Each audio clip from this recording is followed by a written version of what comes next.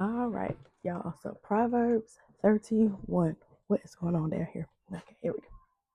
So what does Proverbs 31 mean?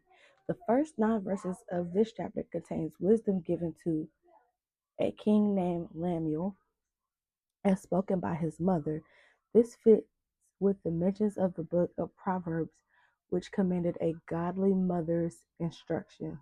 Proverbs 1, verse 8, chapter 6, verse 20, and then chapter 30, verse 17.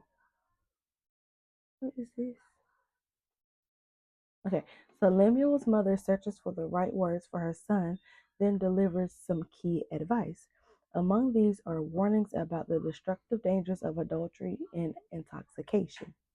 A king who deals in those risks destruction and failure as a leader.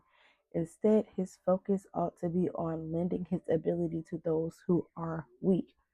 Proverbs 31, 1 through 9. Among the most famous passages in the Bible, the end of Proverbs chapter 31 describes an excellent wife. She is remarkable in part because of how rare it is to find such qualities. Proverbs 20, verse 6. Over the course of the passage, she is noted with traits directly opposed to the fools mentioned in earlier passages. The list is not meant to reverse these qualities of women only, nor is the meaning of these traits alone to determine a woman's worth. Rather, these speak of attributes of any person would benefit from and marked ideals to which they should aspire. Proverbs 31, verse 10. The ideal woman is trustworthy, hardworking, diligent, prepared, caring, kind, wise, and honorable. Some depictions include traits stereotypically and inaccurately considered to be masculine, such as business savvy or strength. A woman with characteristics described in this poem is honored by both her family and the wider community. Proverbs 31, 11 through 31. So the chapter context. Proverbs chapter 31 comes after a long list of Solomon teachings, Proverbs 25, chapter 25 through chapter 29. In the words of Agur, Proverbs 30, this final section is connected to two women, the mother of a king, Lemuel, and the ideal of a godly, excellent wife. Themes found in this passage are reflected in other lessons from the book of Proverbs. Of note, commendable traits such as business savvy, strength, and wisdom are explicitly associated with women despite being stereotypically considered masculine.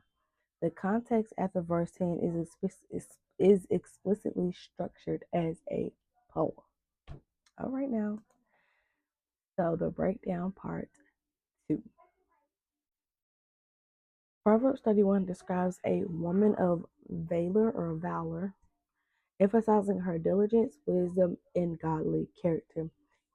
It is not a checklist for women to aspire to. It is not a checklist for women to aspire to, but rather a portrayal of a woman who fears the Lord and embodies positive qualities, impacting her family and community. The chapter highlights her work ethic, generosity, and the positive influence she has on her family and society. Okay, so more detailed look. The woman of valor. This term, often translated as capable, excellent, or noble, signifies a woman of strength, virtue, and capability. My son tell me all the time I'm noble, and I'm like, boy, you don't even know what that means, but I'll take it. Mommy, you're so noble. You're a noble mommy. Diligence and hard work. She is portrayed as a hardworking individual who manages her household efficiently, provides for her family, and even engages in business ventures. My goodness. Wisdom and kindness. She is not only diligent but also wise, speaking with kindness and compassion. fearing the Lord.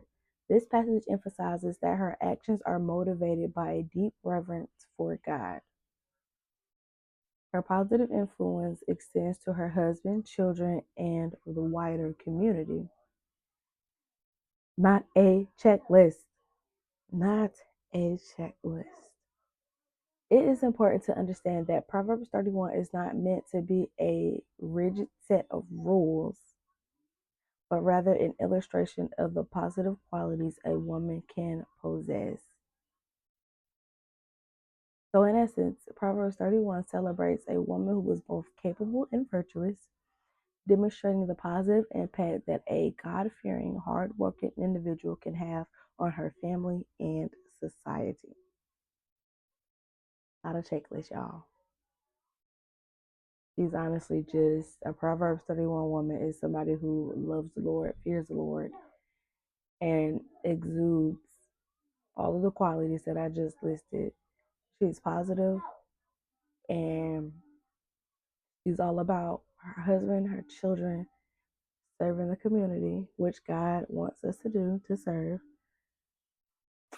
And yeah, y'all, I like that. But again, it's not a checklist. Don't go out here killing yourself trying to be something that you think that you have to be in order to find a man or in order to find a husband. God created you uniquely and he crafted you as a masterpiece. And the man that he has for you will come to you in his timing, God's timing. The husband that God has for you will come in his timing. Just remember Romans 8 and 28, all things work together for our good or for your good. So don't go out here trying to kill yourself, trying to be this Proverbs woman. And especially if it's a struggle, or honestly, it's like, if it's not you, like what you have, the way you are created, the way God has molded, formed, and shaped you, and like created you so uniquely, the right husband will come. Just trust in the Lord, follow his direction, listen and obey, seek him for that husband, and then in turn, you do the work that the Lord tells you to do so that when the husband comes, you're ready for him and he's ready for you. That's it. That's all. All right, y'all. See you guys later. Bye.